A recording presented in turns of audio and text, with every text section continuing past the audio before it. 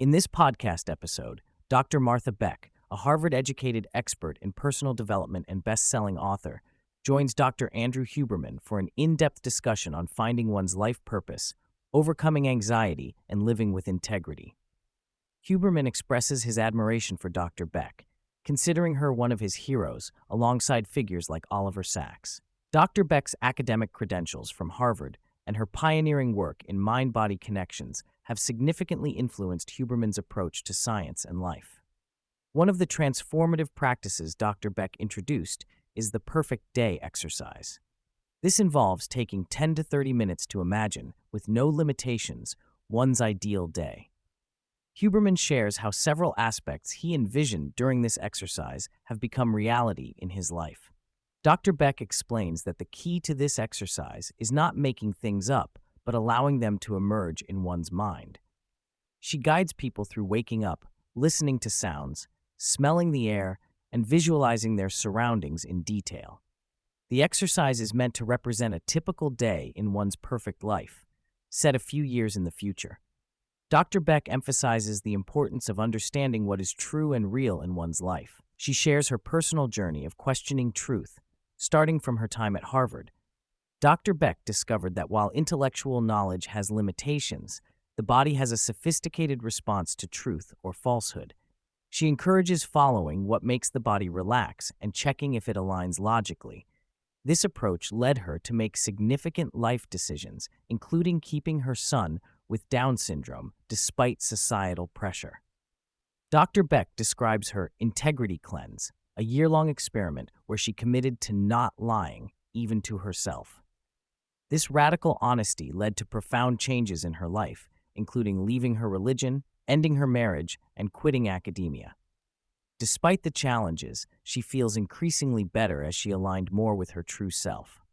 She now recommends a gentler approach for others, suggesting 1-degree turns towards authenticity rather than abrupt changes. Dr. Beck views suffering as a crucial step in self-discovery and growth. She encourages paying compassionate attention to one's suffering without resistance, following the compassion to its source, and centering oneself in it. This process can lead to a peace that encompasses suffering, providing relief even in times of great pain or loss. The discussion touches on the nature of empathy and the importance of maintaining boundaries. Dr. Beck distinguishes between true empathy and self-abandonment, cautioning against confusing love with giving oneself away entirely. She emphasizes that it's never one's job to make another person happy, as happiness is an inside job. She uses the analogy of distinction bursts in animal behavior to explain how people might react when one sets boundaries and the importance of maintaining those boundaries despite initial resistance. Huberman opens up about his challenges in romantic relationships, contrasting them with his ease in professional settings. Dr. Beck suggests that this discrepancy might stem from a tendency towards codependency in personal relationships.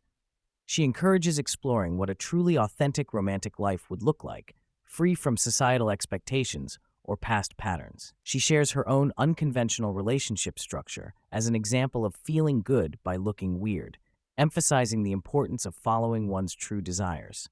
The conversation shifts to discussing work and purpose. Dr. Beck describes how people who live from their joy often create economic ecosystems, generating value in multiple ways. She contrasts this with the traditional notion of work rooted in industrial-era thinking. She encourages embracing change and surfing the wave of societal transformation rather than clinging to outdated institutions. Huberman shares experiences from his scientific career, including his friendship with the late Ben Barres, a transgender neuroscientist. This leads to a discussion on neurodiversity and the importance of accepting different wirings in human beings.